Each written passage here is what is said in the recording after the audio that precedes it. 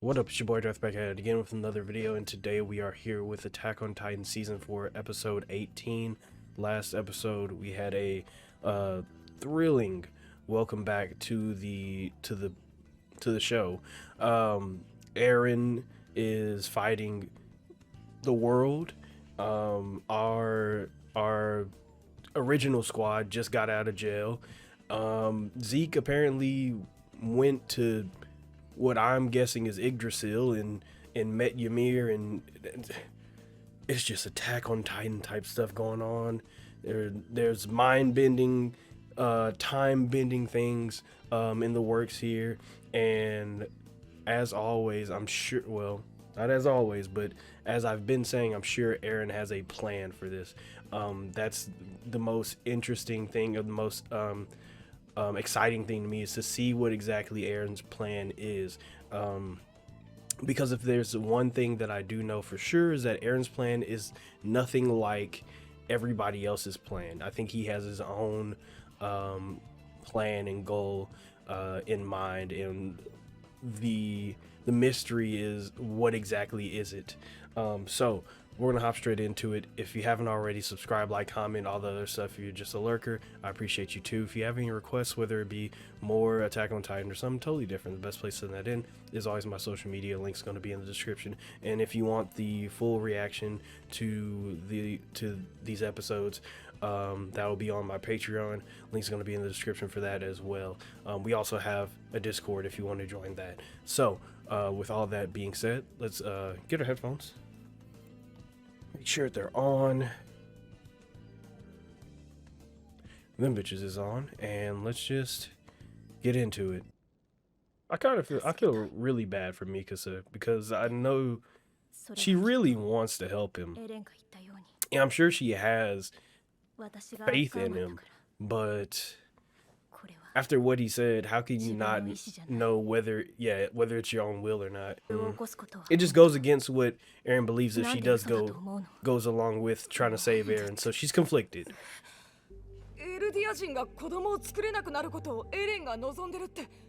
Right. That's fucked. Yelena scares me because she's a fanatic, and I don't like, she seems collected, but she also seems like a loose cannon to me. I don't know what she's gonna do in the name of her gods. Okay, that's real shit. Everybody wants to be like that. Well, not everybody. Everybody wants that. Damn. Yep. Let's get. Please, God, please. We getting the gang back together. Let's go, the gang. Okay, nobody die. Stay alive. Way further than what everybody else is seeing.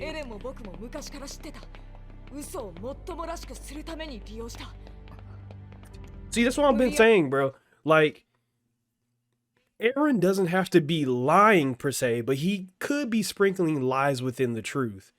That's what everybody's been doing so far, and I wouldn't be surprised if Eren's playing the same game. That's a dangerous thought to have. Man, that's a really dangerous thought to have.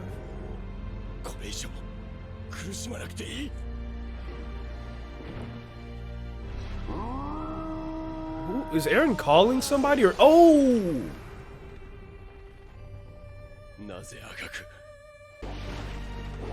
Oh, this OST is cold as hell.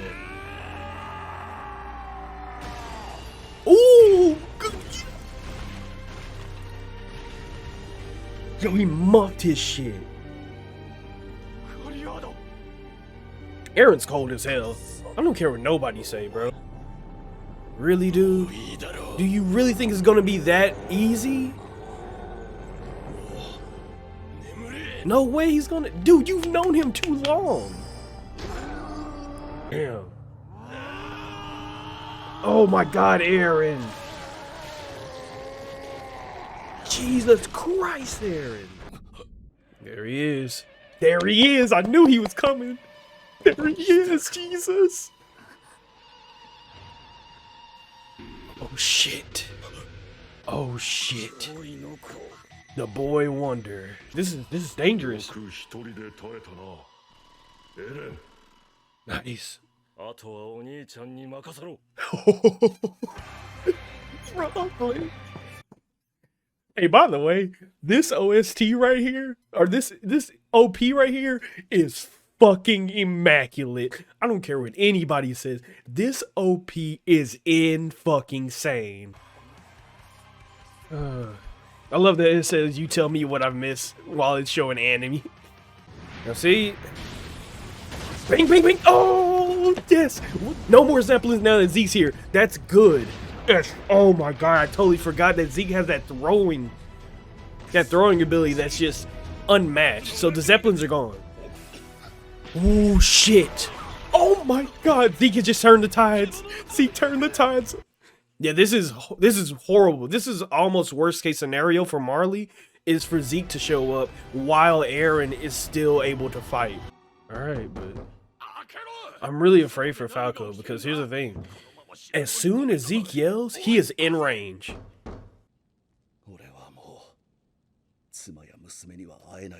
Damn it. Yeah. Everything.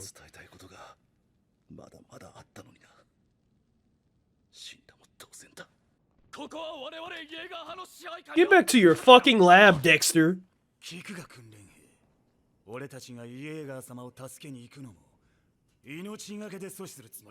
Oh god. Pussy. Get your bitch ass out of here. Free my niggas. Pixis. Or not Pixis. Fucking Shadis.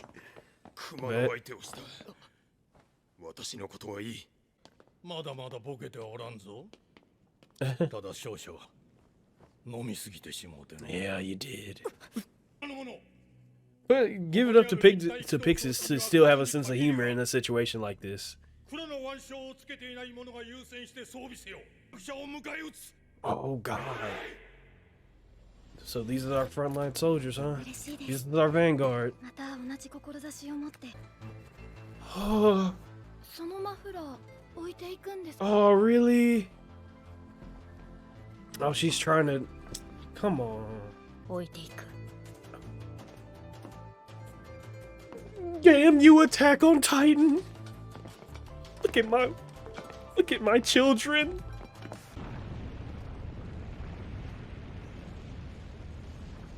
Oh wow. Oh, she hype about that. Oh god. Yeah, her god just answered. Okay, this is it right here. If they make contact, it's over. It's over if they make contact, but like what do they do with that what do they do with that power? Something has to stop them, right? Something has to, yep, well, there goes the something. Bing, bing, bing! Oh, yep, I don't know what you thought. No, I did, yep, well. Come on. Just. Woo! What the fuck is that? What is that face?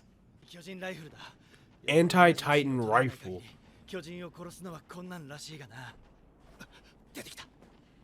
Oh fuck. Them niggas made a Barrett 50 cal for Titans. Oh, is he? I forget his name, but he might just be a good guy. I mean, he's always been a good guy, but... Oh. Forget his name. Miles? Is that his name? I think his name's Miles? Niles! That's it.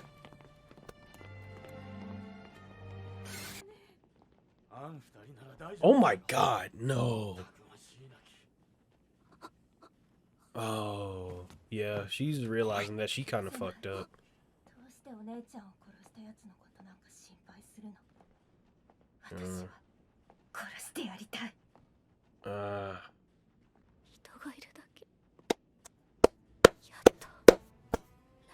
Good job.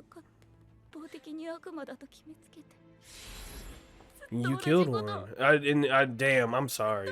That's gotta be tough. Yeah, she's feeling the repercussions of what she did now.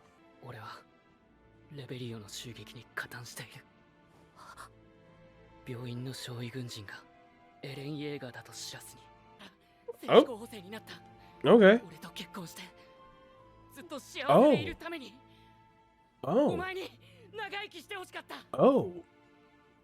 That we're doing that right now? I mean, hey, if there's any time to tell her, this is the time, because you are running out of it. 何言ってんの？俺は巨人になっちまうかもしれない。 Yeah, you're running out of time, dude. 言い残すことはね。 Oh, oh, god damn it! Oh my god. Galley, you better stop. You better stop, Galley. You better stop. You better stop, Galley.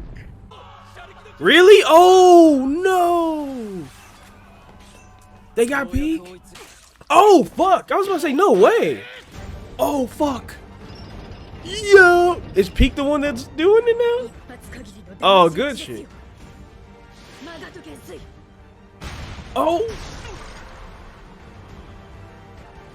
They can still. He's still up. He's still up. Oh fuck! Yeah, he's gonna do it. Oh fuck, he's gonna scream. Why are we ending it? Why? Not one damn wall in sight. I swear that was not 22 minutes. That was not 22 minutes. I refuse to believe that was 22 minutes. I refuse to believe that was anything more than like 5 or 10 minutes.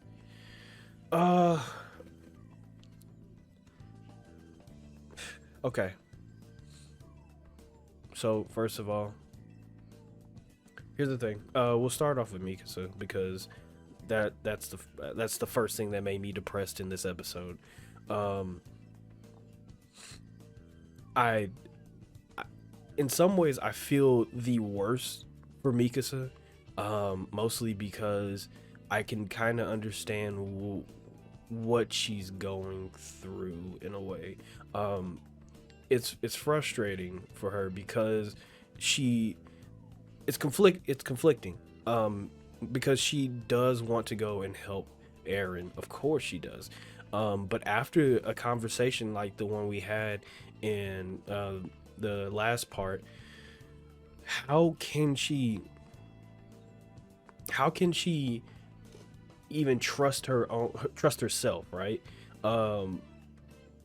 Because here's the thing, I do believe that Eren was just sprinkling in lies within the truth, but also he seems to be there seems to still be some truth in it, right? So she doesn't exactly know, especially from Mikasa's point of view. She doesn't exactly know whether she's doing this because she is shackled to the ideal of saving Eren at all costs, or she's doing that because of her own feelings.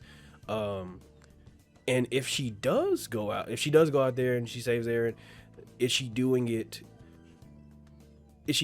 because of her blood, of her blood history and you know, being chained to the thought of like saving Eren and stuff? Or and then if she does that, does that make her a slave, meaning that she's also not fit to be alongside Eren? And now that you know that doesn't line up with his ideals, or does she stay, let Eren get dirted, and you know, then she has to live with it. I feel really, really bad for Mikasa, because she's in a really bad situation that she herself didn't even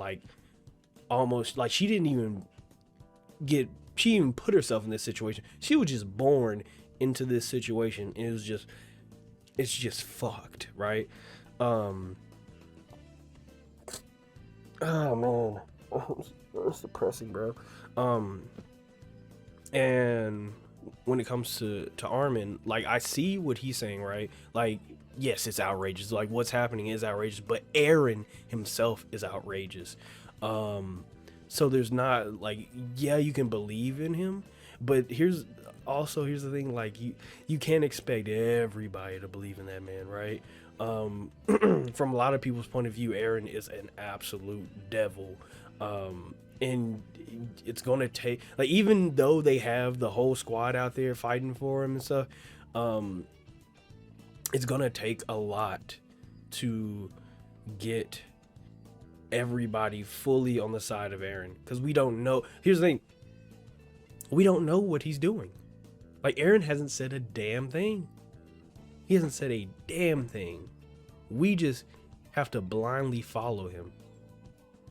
And I can't blame anybody for not wanting to go along with that, right? Now, from, you know, the viewer's point of view, I'm like, well, shit, Eren has seen some shit that is like far beyond the thought process of a regular human, something that no regular schmegular degular human is supposed to have seen. So I'm going to assume that Eren has a plan that cannot be comprehended by just, I don't know, a regular foot soldier, right? But damn, it's hard. It's hard. I don't care how good your plan is. It's hard to go along with it if you have no idea what exactly it is. It kind of reminds me of season 1, where Annie was chasing Levi's squad along with Eren, and Levi wouldn't say a damn thing about what the plan was, but people around him were dying. Like, people around Levi's squad, Levi and Eren, they were dying. And there's Eren that's like, yo, I have to change now. I have to turn now so I can help these people out so they stop dying. But here's the thing.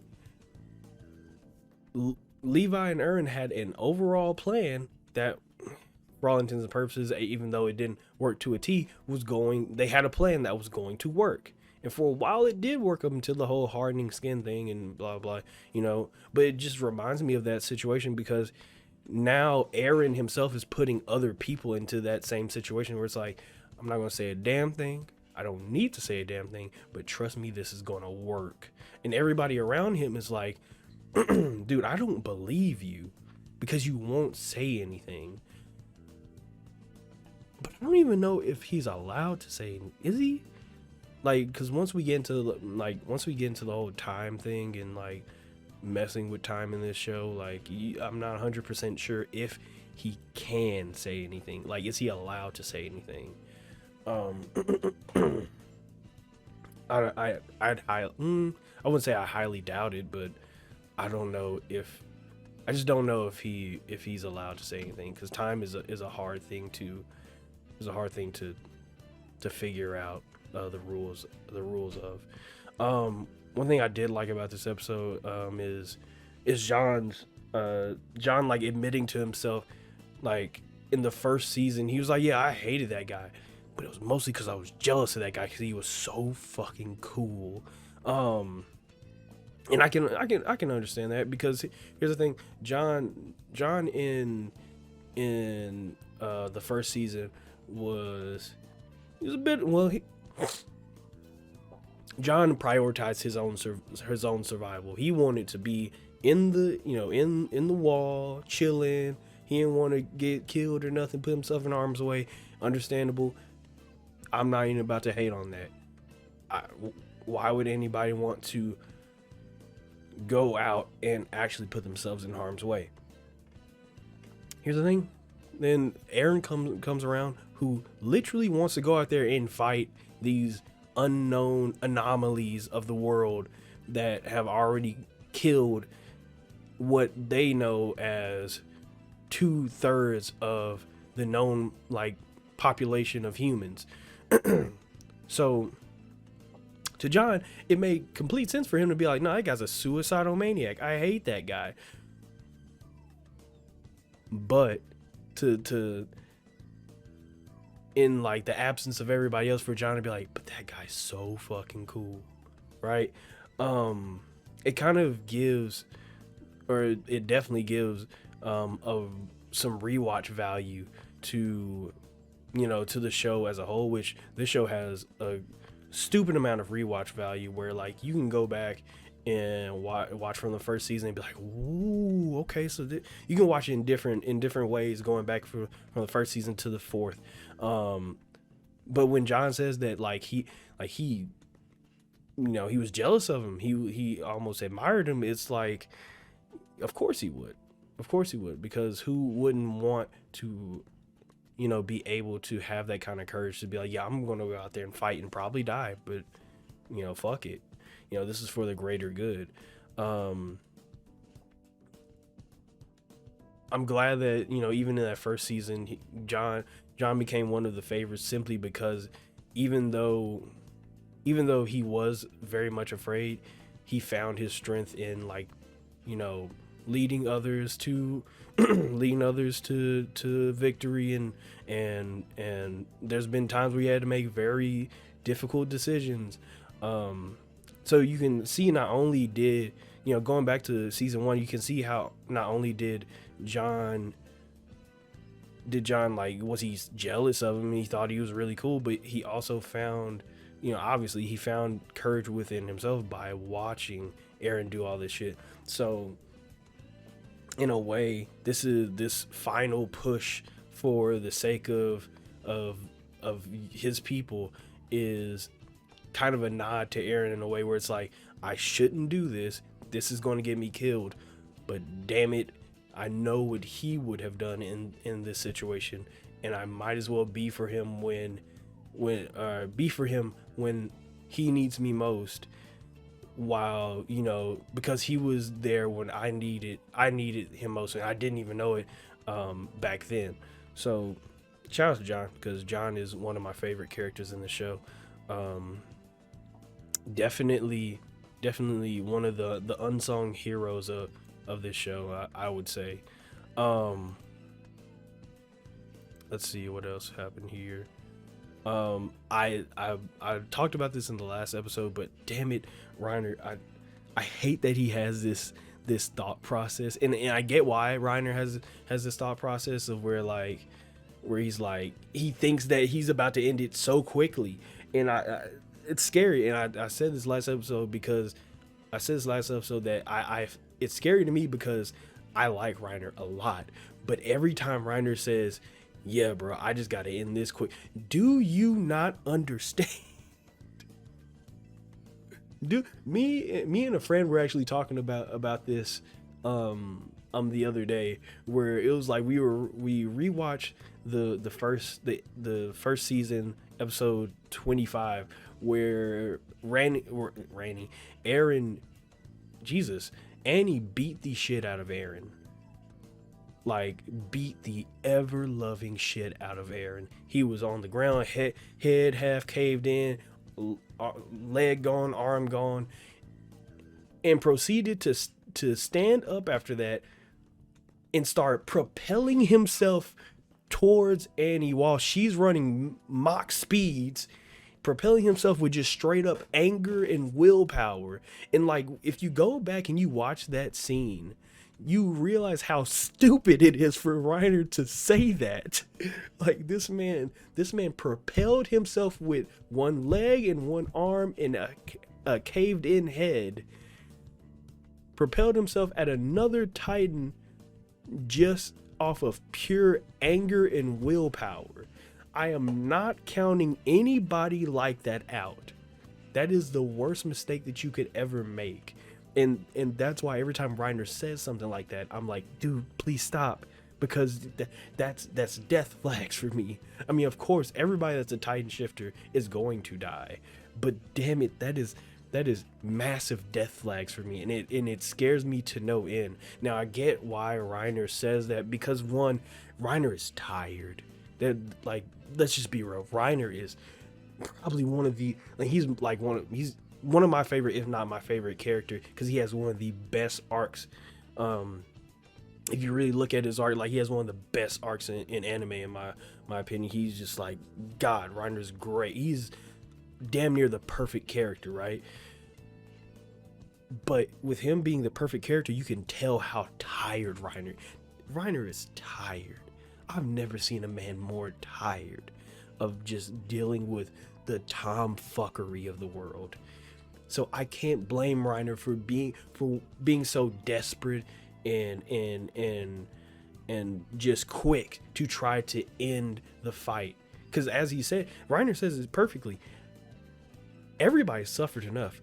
I've suffered enough. I know damn sure that you've suffered enough, and I've seen you suffer through all these years. But damn it, Reiner, you're not honing in on the real problem. This man is a devil. You think that you did you and you know what? Props for you for trying. Props for you for trying. But did you really think he was just gonna let you bite him out of the nape and end it? No. No. And once again, I get it. Reiner is tired. I've never seen a man more tired. So I can't blame Reiner for being antsy on, or quick on the draw and trying to fight his way to finally putting Eren to sleep and putting himself to sleep and just making sure that everybody can rest.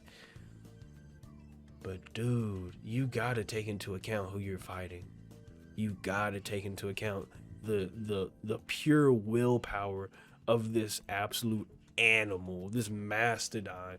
Like, it just, like, I implore anybody else that's gotten this far in watching Attack on Titan, go back to every time you thought Eren was down and out, and especially in Titan form, where you thought Eren was donezo, and this man is just a quick flashback to another part of season 1 that makes me realize how tenacious this man is. There's a part where Annie and Eren were running ones in the forest, and Annie bust that man's jaw, his bottom jaw open, just clean, decked his shit, and Eren did not flinch, came back with the meanest uppercut from hell. Teeth grating on the hardened skin of Annie, uppercut from hell. The man don't stop. Like, that's the crazy thing, right? I keep going back to season 1, but like season 1 shows you like the tenacity of Eren, right? Like, that's what's all the other seasons is character development, but season 1 sets up Eren as a character really fucking well. But even Shadis, Keith even says, like, the dude is not that smart. He ain't. He's marginally better in combat, but he's driven by a sense of purpose that is scary. It is terrifying. That's all you need to know about the dude.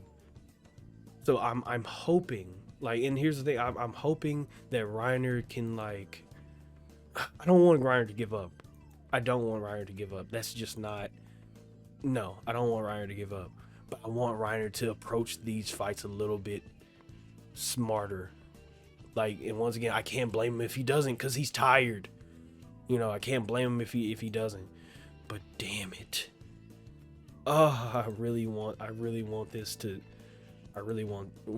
to chill the fuck out before he gets himself killed a little too quickly. With the appearance of Zeke and him finally being on the battlefield, this is the worst thing that could happen in terms of Marley's attack, because once again, I totally forgot in the first episode, like, yeah, Zeke has that throwing arm that basically nullifies any air support. So as long as Zeke is there, air support is just non-existent. Why? Like, there's no point in even trying. So all their air support is gone, and even if they had more air support, you still have Zeke. Now, granted, he just got dusted, but that kind of nullifies your air support. Great. So it's a great part on Eren's side for them to have Zeke to just make sure nobody's up there, fucking about. Because in the first or in last episode, that was my main concern, is that like they have the high ground. What are you supposed to do when you have guns on the high ground? Unreachable guns at that. So with the appearance of Zeke, it kind of turns the tides of battle. However, with Peak's amazing Peak's brain is about as big as her ass. Insane. Insane. Great move by Peak and Magath to like get them out of that situation. I hope he's good. Hope Zeke's good. But before that, we'll before we get to like the whole what happens if they actually make contact, and Zeke being hit and then falling. Before we get to that, let's talk a little bit about Gabby, Falco, and funny enough, Niles. Here's the thing. First season, let's go back to that again. First season, hated Niles. Fuck that guy. I was like, yeah, fuck that guy. What do you mean? What do you mean you're pointing the gun at Erwin? Erwin saving y'all asses. But then again, there's mayhem everywhere, so you can't blame him. He's got a wife and daughter to worry about. But there's been a background development of Niles' character. It hasn't been significant. It hasn't been super significant in any way. But there's been a background development of Niles' character where it's him being a little bit more understanding about the world around him. And every time we see Niles do something that is a little bit more compassionate, it always stems from a thoughts about his daughter, his wife and daughter, right? I think he has daughters, but his family. It always stems from thoughts about his family. So I I like that Niles, like, out of everybody, like Niles almost like written as this reflection of where the people that we like, the people of parody, are like kind of turning their ideals to,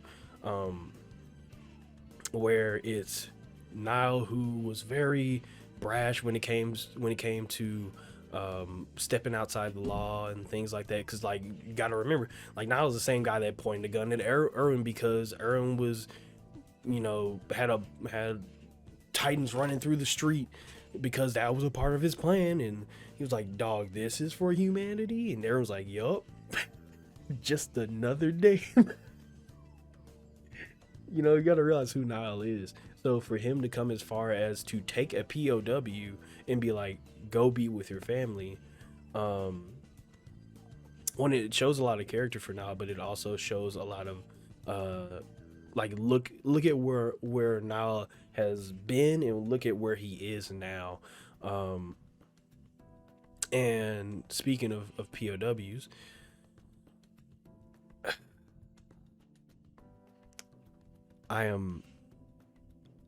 if there's anything that I want, like it is almost 100%. It is almost like damn near 100%. Like I'm 100% sure that Eren dies, right? There is no way he doesn't. There's no way anybody that is a Titan shifter doesn't die. But if there's one thing in this show that I'm begging, I am pleading the show not to do, it's kill Falco. And it's not even because like Falco's like one of my favorite characters. I mean, I love Falco as a character. Falco is great as a character. I love that guy, right? He's up there. But it's not even because of that. I say it's not because of me I say that. It's because of the world itself that I say that. Falco is the embodiment of what the new world should be. So when it comes to Falco being in this situation where at any time, if he screams, if Zeke screams, just like that spells the end for Falco. Now, granted, it's not set in stone. Even if Zeke were to scream and turn everybody, there's a couple things that happen there, right? But there's a couple things that happen there, which is, one, Falco could turn, and he could then be fed a Titan shifter and become a shifter himself. However, that's not good. It's not good, but it makes it to where he isn't like, he doesn't become a dumb Titan, but that's still not good. And depending on what Eren's like plan is, it may render like Falco's extended life null and void. But not only that, if Zeke screams, that's 300 Titans in their vicinity, in the vicinity of Marley and Parody, and there's no air support. Because the only thing that was going to save not only pretty much Marley, if there were Titans to show up, was the air support. But now that there's no air support, if Zeke screams, that almost spells game over. At least it puts you in a horrible position. But back to Falco, I really don't want that man to die, because like I said, he is the embodiment. He's the embodiment of what the world should be. Falco's understanding. He's brave, and he wants better for people. So if he does, if Zeke does scream, I don't know how I'm gonna feel about that. And I feel like he has to, right? I feel like he has to, like damn near in this next episode at that. Like, I feel like he has to activate the scream, right? And Falco can't get out of range. Like, that's, yeah, you could try to get out of range like before, but we've seen how far that range is, and it's far as fuck. I highly doubt Falco gets out of range in time for Zeke to activate his scream. So that's out of the question. He doesn't get out of range of it. And honestly, me personally, I think that Falco does get turned. That's why I'm so afraid, because I think that Falco does get turned. And if he does,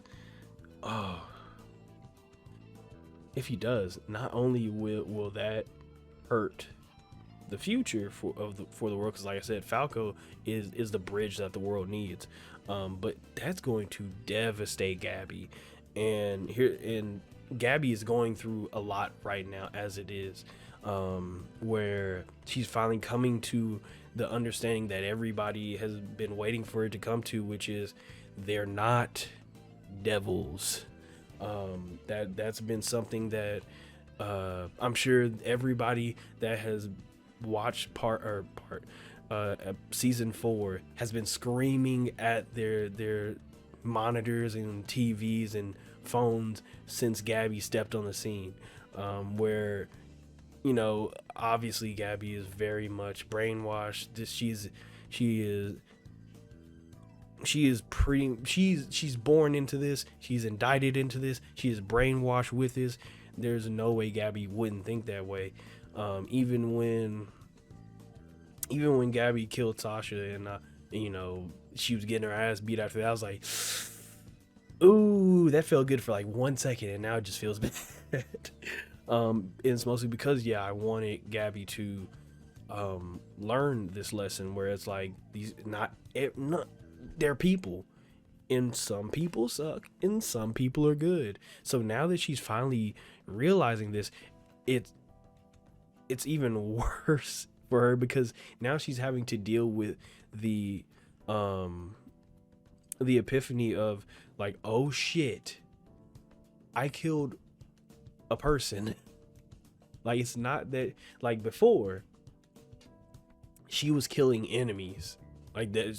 It was just like, yeah, I'm destroying enemies, I'm helping aid the assassination of enemies, I'm helping aid the assassination of the island devils. And she dehumanized everybody that her scope was pointed at. But now she can't dehumanize them anymore because now she's coming to the conclusion herself that, oh my god, we're all human. And I laugh, but like, I feel horrible for Gabby. Like, when she came to the conclusion that, like, it cemented itself when she started to flash back to shooting Sasha, and it like kind of cemented in her mind, like, oh my god, I killed people. And it made it even more prominent in her mind because Kaya came through and was like, I wish I could have killed her. And I think she's realizing how the cycle works now. She's like, damn, I killed somebody's gonna come and kill me. And it's the same thing that Mr. Braun was saying. Like, you wander in that forest too long and you get shot yourself. So I feel horrible for Gabby, because coming to that conclusion of, oh my god, it was me, I was the monster, is a hard pill to swallow. And it's not even like Gabby was the monster or the antagonist. She was just, I don't know. I can't even say she was born in the wrong place, because she wasn't. She was just put in a bad situation. You're just born in a bad situation is pretty much the best way to put it. So I'm glad that she's come to this conclusion. I'm glad she's having this epiphany because it's a good way for her to grow. But it's a really bad time to have it because you're in the middle of a battlefield, and it's almost too late to come to this conclusion and be like, oh, okay, well, you know what, Falco, maybe a future is something that we can know, because Falco's about to die. Colt may die. I mean, I don't know if Colt would die. I don't know. That would be a random ass death. But everybody may die. You may die. Like, you're in the middle of suffering the repercussions of your actions, and that is a wild place. And it's an inopportune place to have the epiphany of, oh shit, I fucked up. It's usually the place where a lot of people have the epiphany of, oh shit, I fucked up, but it's the most inopportune place. But like I said, this is a good time for her to kind of self-reflect, because now that she's in this situation, now that there are people out there who are fighting for their own causes, whether it be euthanasia or the elimination of the island devils, or just world peace, or whatever it is. Now she can look at all this like with a different set of eyes. This will help her, like, this epiphany, this what's the word I'm looking for, this is internal reflect, or this internal, like, self reflection that she's having, is going to give her a new set of eyes to see the world. So hopefully when she does take action again, she takes the time to think about what she's about to do, right? I mean, there's a whole anti-Titan rifle that Colt is holding on his back, and if there's anybody that's gonna grip that motherfucker, it's the no-scope queen Gabby. You know what I'm saying? So when and if she does, ever have to put the grip in her hands, hopefully she understands. I don't care who it is, right? But I hope she understands who that scope is pointed at. Like, she has to understand what, like, the life that she's about to take or whatever she's about to do. Hopefully she has a little bit more understanding of what's going on. Now, here's the scary part of, for me, here's the scary part of the conversation, the discussion that we have to get into. First of all, we'll start this part of the discussion off with that fucking face that Yelena made, because that was uglier than a motherfucker. I ain't about to lie to you. That was the face of pure scrutiny. She was like, "What the fuck are you talking?" Okay, go ahead, because I'm about to do something. You know what I'm saying? Like I said, Yelena, I don't know what she's gonna, like. She is a loose cannon who will pretty much do anything in the name of her god. So I'm afraid of what she may do, like when she'll fly off the handle, because she's cracked. Like, Yelena is completely cracked. There's no way that Yelena comes down from that high that Zeke and Eren have her on. So we do have to, like, kind of keep an eye on her, but also we have to put in perspective what exactly is going on here. Eren is within breathing distance of making contact with Zeke. And here's the thing: if Eren does actually make contact with Zeke, the question that we have to ask is, what happens? Because here's my thought is that there's no way they let him get there that fast, or get there that easily, at least. Zeke is going to have to try to activate every Titan within the city in order for them to make contact, you know, in between the what's the word, in the midst of all the chaos, right? There's chaos now, but the Titans are probably the best way that they create, or the best distraction that they can create, which is why I'm like, damn, Falco's definitely going to get turned. I don't know if he'll die. I don't know if he won't become a Titan shifter or not. I would assume that he would, actually, but he's definitely gonna turn.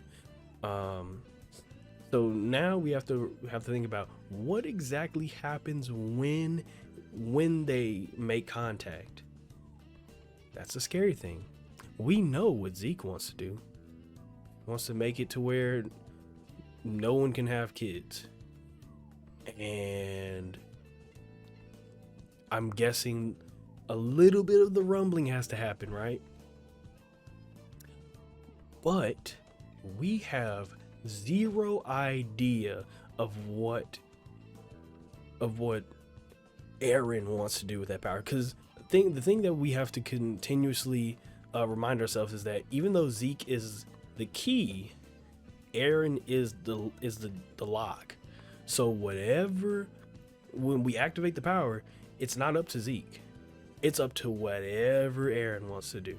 And while I do sing Eren's praises about, you know, he has a plan, I know he got a plan, you know, there's no way he's gonna do something, he's gonna be on some fuck shit, you know, blah blah blah. If I have to be real with myself, I don't know. I know about as well what Eren's gonna do as Armin, Mikasa, and everybody else know. I don't know. He may go along. No, he won't go along with it. That's one thing that I know for sure he won't do. He for sure will not go along with the euthanasia plan. That's not, nah, no way. No way. He won't do that. However, I do believe that he activates the rumbling. I do believe that he you know what? I don't know what he does with that. That's the one thing I don't know, what does he do? Like, what would be the most advantageous for him? Like, what?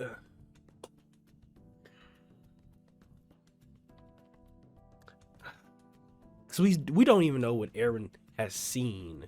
Like, we know Eren's seen some shit, but we don't even know what he's seen. And if I were, you know, if I were to put in my 2 cents about it, I think Eren, I went back, right? Like I said, I've just said in the beginning of the discussion, I've been going back and watching season 1 again, and there's been many parts of season 1 that kind of spells what happens in season 4 or in the final season, whatever. But one of the things that in my first watch of season 1, I like I heard it, and I was like, oh, that makes a lot of sense, right? That makes a lot of sense to do, right? That makes the most sense. It's something that we talked about in part 1 of season 4, but in my rewatch of season 1, I heard it again. I was like, I wonder if that's his plan. Because I mean, like I said, we've talked about it before in season 4 part 1, where the world will war with each other damn near 5 ever. But what if you brought an external force in? And that's exactly what Pixis says in season 1, where he's like, the world, before all this, the world always fought. Wars were always fought. But people believed if you brought in, like, I don't remember specifically what he said, but he's like, people believed if you brought in an outside force, an unsurmountable, enemy that opposed the world itself, the world would have no choice but to band together. So, here's what I'm thinking. At least right now, here's what I'm thinking. You have the Island Devils, the Children of Ymir, and you have Marleyan soldiers. You have both of them on the same battlefield. And then you also have Eren Yeager, who is, nobody knows what he's doing, but more power to him. If Eren popped up as the final boss for everybody, I don't know how he would make it obvious that he's opposed to everybody. But if Eren popped up as the final boss for everybody, and he made it to where the Children of Ymir and the Marleyan soldiers had to work together to kill him. And we also have to realize that as of right now, it's dwindling, but as of right now, Marley is probably a world power. If you got them all together to fight alongside one another to kill the common enemy that would be Eren, maybe, and that's being very idealistic, maybe, just maybe, they might set aside their differences. I'm not that's a huge gamble. I'm not gonna lie to you. That's such a huge gamble that I almost believe that that's not what happens. But or at least not specifically like that. I do believe that Eren's plan is to become the devil that everybody thinks he is, and then from that point on, I don't know, but I don't know. I think I think what Pixis said in the first season is the idea of, I think that's Eren's idea. I think that's his plan, is that people need a common enemy in order to band together. Humans need a common enemy in order to band together. But I don't know how accurate that is. Because, like, in all reality, they kill Eren, and Marley can just go back to hating him. Oh, wow, we killed Eren. Great. Easily. But I don't know. This show's getting. I'm stressed. Is the thing. I'm stressed. I'm just stressed. I hope to God. Nah, we're past hoping. We're past hoping. I think we pretty much know what's gonna go down here. They've got Zeke in in a corner. He's dirted, or not dirted, but Zeke is in a corner in a situation where he has to yell, where he has to use his scream, and when he does that, it's going to be catastrophic for everybody. They're gonna make contact, like, in the midst of all the tomfoolery going around, and from that point on, I don't know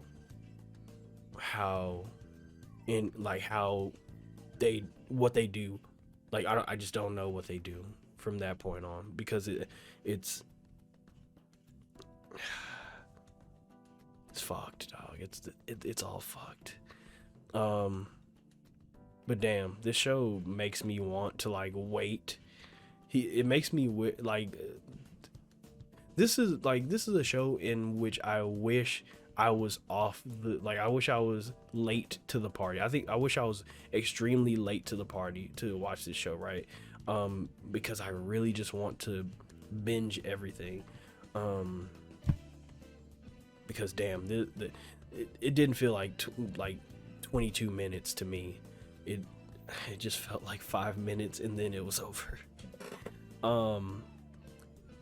Lastly, and I know I say lastly as if I haven't been talking for a long time, but I do want to talk a little bit about the ED, and that's mostly because I didn't talk about it a lot when in the first episode. But the ED has a lot, and I won't talk at length about it, but I do want to talk about it a little bit, which is specifically the latter half of the ED. The latter half of the ED is, outside of just being extremely emotional, it makes me want to cry every time that I've seen it. I've already listened to this ED approximately 5,267 times, but the visuals of the ED, outside of just being pretty, show what I am going to assume is the ideal outcome of what Eren is trying to do. Because in the ED, there not only are there no walls in sight, but there are visuals of broken walls. There are visuals of, like, after this ED just seems like, after the plan, this is exactly what I want it to be like. There are no walls. There's nothing but lush, beautiful foliage. Like, man's just frolicking across the agriculture. It's beautiful. The cage is broken. Like, I almost wanted to do a full in-depth, like, breakdown of the ED, because it just has that much to it. There's that, the broken cage, blah blah. There's all, damn, there's even, like, there is a good correlation between this ED and the first ED that we had that I've been noticing, where it's like, this looks a lot like the first ED, only just Eren's point of view. And God, it's so beautiful. But like I said, this seems like Eren's the best outcome to Eren's plan, right? There's no walls, everything's beautiful, but the most important thing is at the end that he is not there to see it. He is gone. And I think that's obvious. Eren's plan is probably to be the martyr that the world didn't know they needed. But it makes me so sad. Not only because, like, I wish that he could see it, but like, with all the time, with all of the frustration and fuckery, that's what makes me sad about, is that with all the frustration, fuckery, and just depression that Eren has gone through, you would think that he would be around long enough to at least see a little bit of his hard work, the fruits of labor that he has worked so hard towards. But in all reality, he most likely will not. And I wish, I don't know, man. I don't know. I'm about to get sad again. The ED is just really fucking good. Like I said, I damn near wanted to do like a whole breakdown video of the ED, but one, that breakdown would be way too long for any video of mine, and I would have to get through the emotional turmoil of even making that video. So I'm not 100% sure. But this was a good episode. I'm frustrated that I have to wait another week to see what happens. Let me correct myself. I have to wait another week to be depressed again. I still can't believe this show's ending. But this is gonna be good. This is gonna be good. So with all that being said, I guess we'll just see you next week. And as always, get my off button ready actually. If you haven't already, subscribe, like, comment, all the other stuff. God, Attack on Titan makes my head hurt too much, and then I can't do my outro. If you haven't already, subscribe, like, comment, all the other stuff. If you haven't, oh my God, jeez. Okay. Subscribe, like, comment, all the other stuff. If you're just a lurker, I appreciate you too. If you have any requests, whether it be more Attack on Titan or something totally different, the best place to send that in is always my social media. Link's going to be in the description. And if you want the full length reaction to this episode, that's going to be in the description as well. So with all that out the way, and I can go lay down and cry for a little bit with the implications of what all this show is trying to tell me. You all stay amazing, stay safe, and take care of yourselves.